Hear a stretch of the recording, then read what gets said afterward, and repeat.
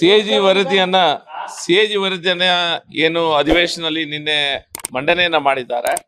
ಅದರಲ್ಲಿ ಕರ್ನಾಟಕದ ಬಾರೋಯಿಂಗ್ಸ್ ಏನಿದೆ ಅದು 60,000 ಕೋಟಿಗಿಂತ ಸಹ ಮೀರಿದಂತ ಬಾರೋಯಿಂಗ್ಸ್ ಅನ್ನ ಮಾಡಿದ್ದಾರೆ.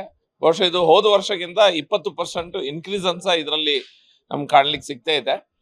ಇದನ್ನ ನೋಡುವಾಗ ನಮ್ಗೆ ಅನಿಸ್ತಾ ಇದೆ ಕರ್ನಾಟಕ ಸರ್ಕಾರ, ರಾಜ್ಯ ಸರ್ಕಾರ ಬ್ಯಾಂಕ್ರಪ್ಸಿ ಆಗುವಲ್ಲಿ, ದಿವಾಳಿತನ ಆಗುವತ್ತ ಸಾಕ್ತಿದೆ ಅನ್ನೋದು.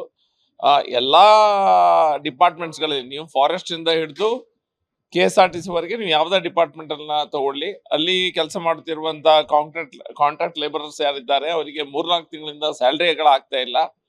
Regular class salaried government servants ಯಾರಿದ್ದಾರೆ ಅವ್ರಿಗೆ ಸಹ ಎಷ್ಟೋ ಜನರಿಗೆ ಸರಿಯಾದ ಸಮಯದಲ್ಲಿ ಸಂಬಳ ಸಿಗ್ತಾ ಇಲ್ಲ. ಯಾವುದೇ ಡೆವಲಪ್ಮೆಂಟ್ ಸರ್ಕಾರದಲ್ಲಿ ಮಾಡ್ಲಿಕ್ಕೆ ಆಗ್ತಾ ಇಲ್ಲ. ದೊಡ್ಡ ರೀತಿಯ ಮಳೆ ಹಾನಿ ಇದನ್ನೆಲ್ಲ ನಾವು ಎದುರಿಸ್ತಾ ಇದ್ದೇವೆ.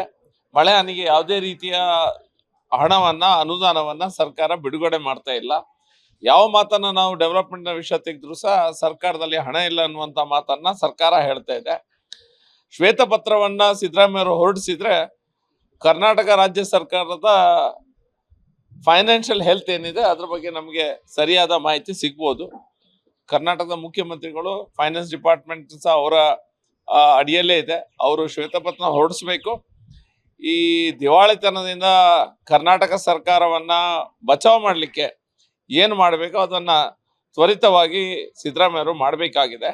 ಇಲ್ಲಿದ್ರೆ ಬಹಳ ಸಮಸ್ಯೆಯನ್ನ ಕರ್ನಾಟಕದ ಜನರು ಎದುರಿಸ್ತಾರೆ, ಇವಾಗಲೇ ಎದುರಿಸ್ತಾ ಇದ್ದಾರೆ. ಇನ್ನು ಹೆಚ್ಚಿನ ಸಮಸ್ಯೆಯನ್ನ ಎದುರಿಸಬೇಕಾಗ್ತದೆ. ಬೆಲೆ ಏರಿಕೆಯ ದೊಡ್ಡ ಬರೆಯನ್ಸ ನಾವು ಎದುರಿಸ್ತಾ ಇದ್ದೇವೆ.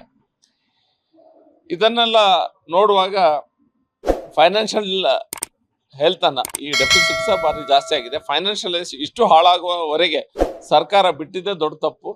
ಇನ್ನಾದ್ರೂ ಸರ್ಕಾರ ಇದನ್ನೆಲ್ಲ ಸರಿ ಮಾಡ್ಕೊಳ್ಬೇಕು.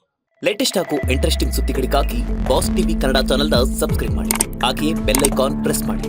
ಇದರ ಜೊತೆಗೆ ಫೇಸ್ಬುಕ್, ಇನ್ಸ್ಟಾಗ್ರಾಮ್, ಎಕ್ಸ್ ನಲ್ಲೂ ಮಿಸ್ ಮಾಡದೆ ಫಾಲೋ ಮಾಡಿ.